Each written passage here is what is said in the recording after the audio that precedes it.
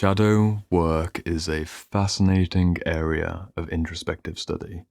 Of all of the various therapeutic theories and practices which I've had the pleasure to research and teach, it's shadow work which offers some of the most substantial, but admittedly confrontational insights into the mechanics of the personal and collective unconscious mind.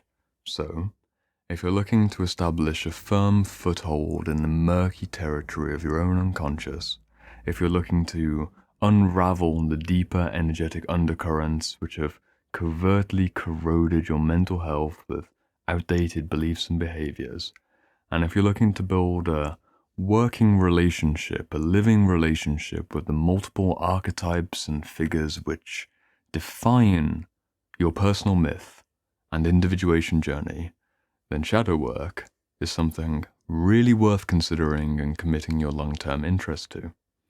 In the last episode of Inner Work Essentials, I planted the perspective that every part, every shadow, and every archetype has far more internal complexity than we allow ourselves to see.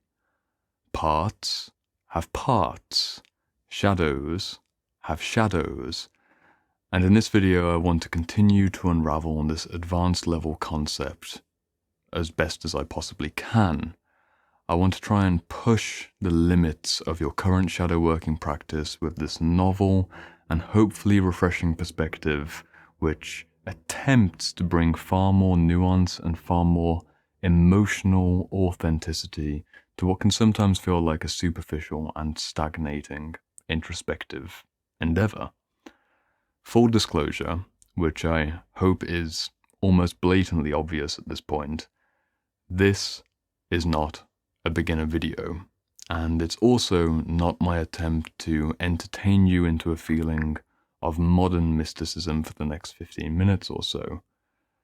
If you are completely new to Jungian shadow work, or if you've only got the intellectual curiosity and have yet to do the hard work of actually meeting with certain shadows through active imagination, voice dialogue, or dreamtime activities, then I'd recommend you go back and watch my 12-episode series Shadow Work Essentials, where I introduce, from beginner to advanced levels, pretty much everything you need to at least get to this point where this video is relevant.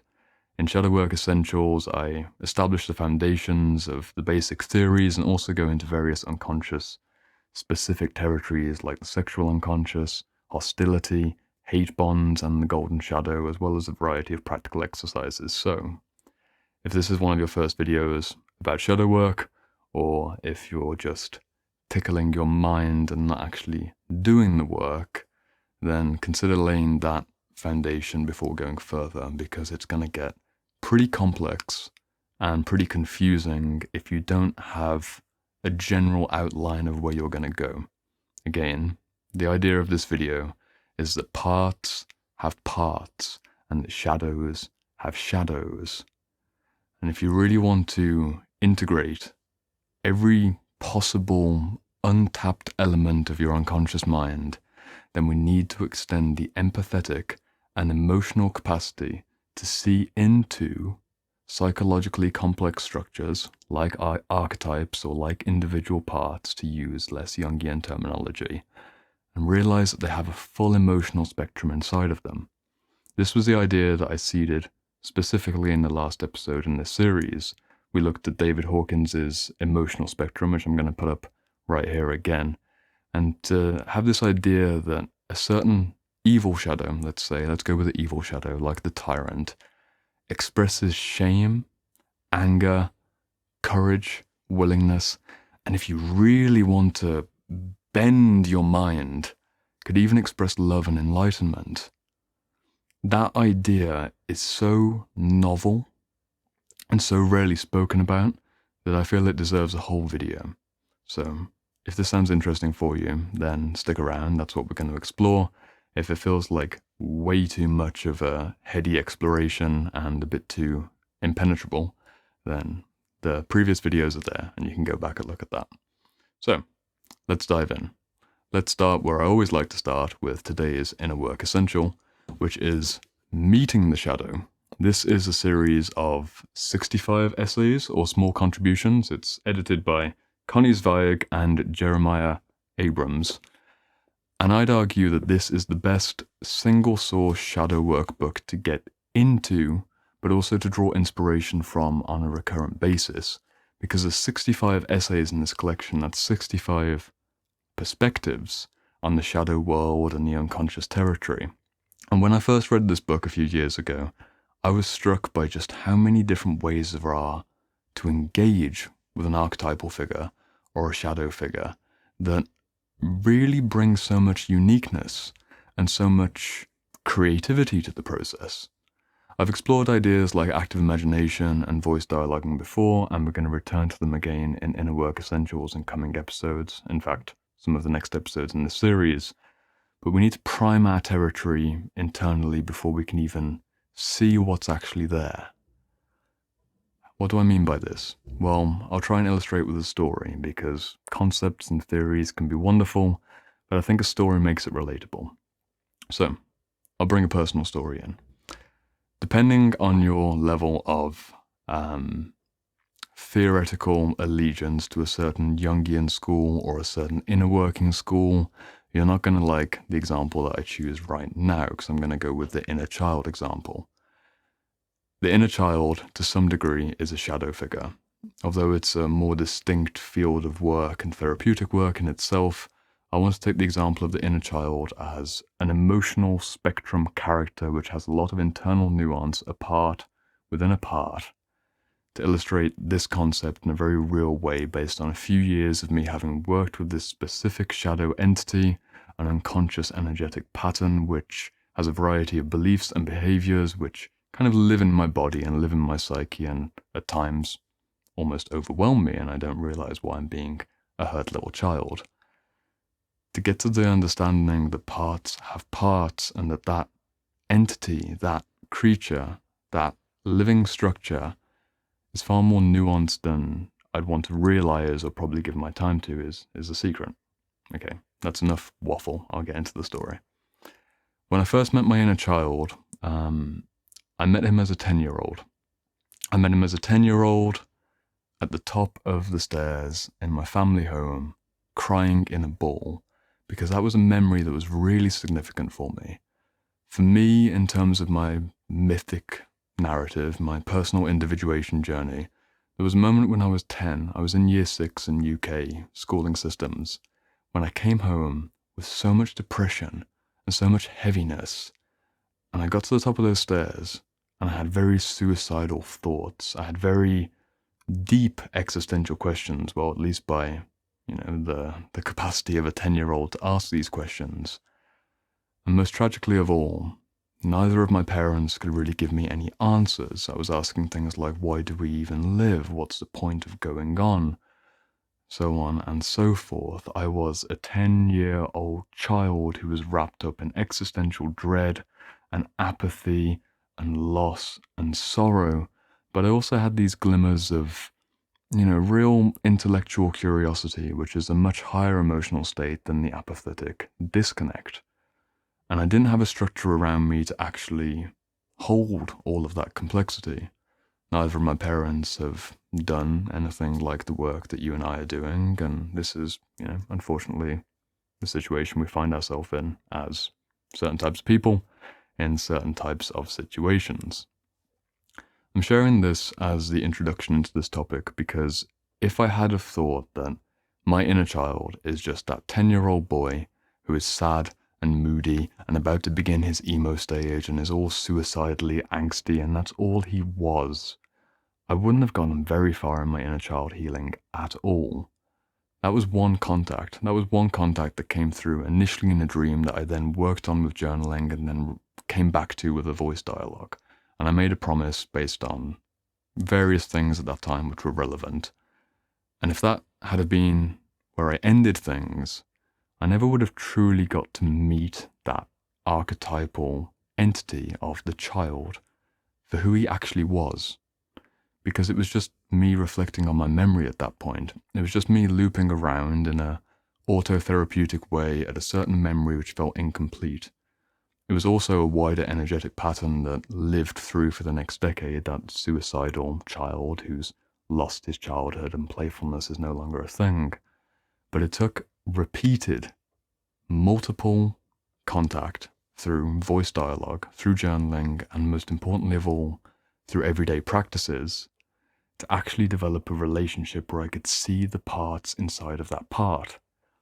Eventually, the inner child became much younger. I started to talk to 5 and 6-year-old versions of that part. I started to see 5 and 6-year-old versions who were in shameful states, optimistic states, not enlightenment states, but definitely loving states, definitely playful states. And I also went towards the inner adolescent, the 13-year-old, 14-year-old part of me, which was far more apathetic, far more moody and teenage, right? Just a heavy kind of guy. I had to really recognize the complexity of that child, both on my own history, but also as the archetypal overlay, which is a wider pattern for every single human who's ever existed, that there are certain developmental stages that we go through and certain energetic structures which are attached to each stage. Because that's the secret to learning about shadow work and any kind of parts work at that real advanced level. It's understanding that an archetype, in this case the inner child, is not a fixed and static entity with a limited set of behavioral traits. If I say child to you, normally you would think of things like playfulness and innocence and the ability to, be very free in their body. But I lost that ability from a very early age. I didn't have as much innocence as probably I would have liked to have had, and that's the effect of trauma and unsafety. I became quite a shut-off and anxious child very early on. I was parentified quite early on. I took on emotional burdens quite early on. And having that clarity, having that ability to see where my story differed from the archetypal pattern, allowed me to hold both as parallel, I suppose, relational constructs to some degree, but also an energetic pattern. It's difficult to put words to. Trying my best. I had the real child, which was me, and I also had the archetypal version of what the child represented, which was in the more unconscious territory. And the reason it was unconscious is because I didn't experience that childhood, which is the archetypal childhood. I didn't experience childhood that was truly playful and liberated, and all of the stories and the myths that we wrap around what it means to be a child at various ages. I had elements of that, but that's not my defining core story. So, over the course of multiple years, I started to bring in those archetypal stories. I started to have practices which brought out the playfulness of the inner child that never was. And that's how I developed a living relationship with my inner child from unconscious, shadow creature-like entity, which I couldn't really grasp. I couldn't really grasp the concept that an inner child who was happy was really something I could have. And now that inner child lives inside of me as something which is, because I honor it. If I were to drop into voice dialogue right now and show you what that might look like and speak on behalf of the child, he might have some complaints, but he's probably quite happy because I did 2 workouts yesterday. I went and played in the park barefoot. I went for a run barefoot, bare shirt, and then I did some basketball in the evening. And I played some music. I move around and dance during my workday. Pretty liberated in my body. But that took years to get to. That took a constant working relationship. I'll give a different example, a different story to illustrate this point of parts having parts, and an emotional spectrum existing in every archetypal entity depending on the situation that we find ourselves in, and the degree to which they influence us in that moment. When it comes to a darker part, when it comes to a tyrant, or maybe a seductress, or maybe a manipulator of some form, it's very easy, and actually it's appropriate at those beginning stages, to identify these parts as dark parts, to identify perhaps the immature masculine, which is the tyrant, or the immature feminine, which is the vampiric seductress. Because then we get to work with these parts in voice dialogue or dreamtime kind of activities, and we get to see that they are a little bit distant from who our central selfhood may actually be in reality, the capital S selfhood. But the trap that people get stuck in is not realizing that a tyrant or a manipulative seductress can also exist far higher up on their level of development without becoming the higher expression. I'll unpack that a little bit. Let's go with the tyrant. So the tyrant, by traditional Jungian understanding, is the dark, masculine representation of the immature king. But does that mean that when we heal the tyrant, he no longer exists, or that we've only shifted towards the king as the central structuring entity in our psyche? It doesn't mean that. To truly understand that we have dozens of multi-sided versions of archetypes that exist within us depending on the day or the hour, it takes us into pretty schizophrenic territory, to be honest, if you're not grounded with your feet on the earth, which is why please go back and watch the videos in this series about grounding yourself. Do not attempt to go into this level of complexity. If you haven't got a solid ego identity, you will get destroyed. Being a bit emphatic, but you will get destroyed emotionally because it's very confusing. Again, not very beginner friendly. When it comes to the tyrant, when it comes to the king, we like to imagine the king as being, the more evolved version of the tyrant. But the king can also exist in a shameful state, and the tyrant can exist in an enlightened state. The enlightened lessons of dark masculinity and the shameful lessons of light masculinity. It's always very difficult to put the words to this, which is why you need years of practice and years of meeting with these parts, as if you were having a friendship, as if you were dating someone, perhaps.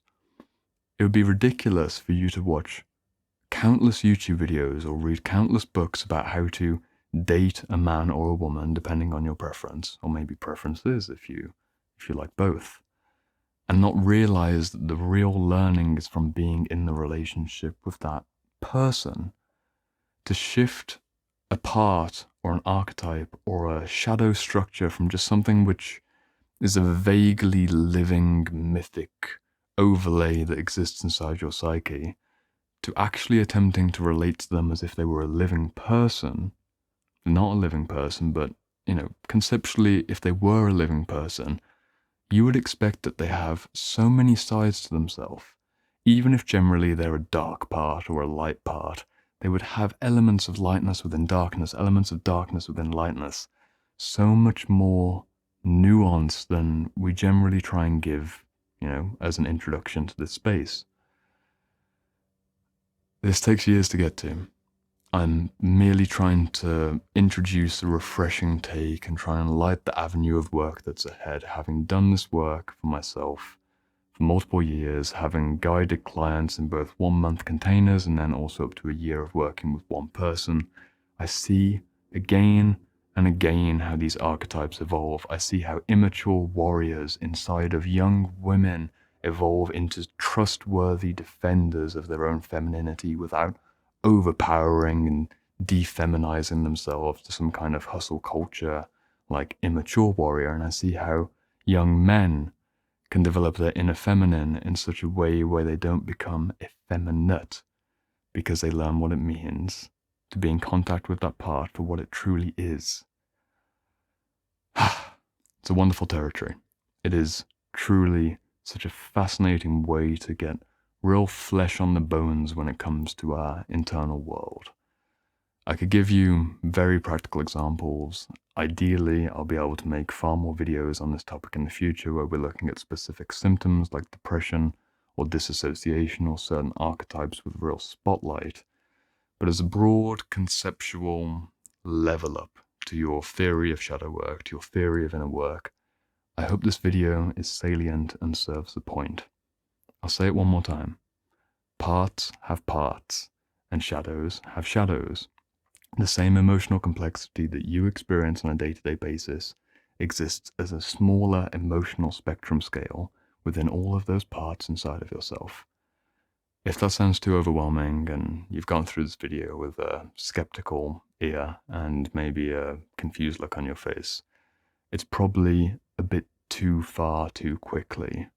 It's worth developing the relationships at a more foundational level. You can't date someone, for example, and learn about their full internal complexity and creative vision without learning some of the basics about who they are and noticing some of the more obvious things like how they look, how tall are they, how do they speak, what language do they speak. We need to do those things before we can have the more exciting conversations. So, if you're interested in going towards those conversations or shining into a certain part, then click on over to the next episode in Inner Work Essentials, where we're going to go into voice dialogue, which is almost a step backwards in terms of this theory and complexity, because I'm going to show you very practically how to talk with any shadow or any archetype or any part. I'll see you over there.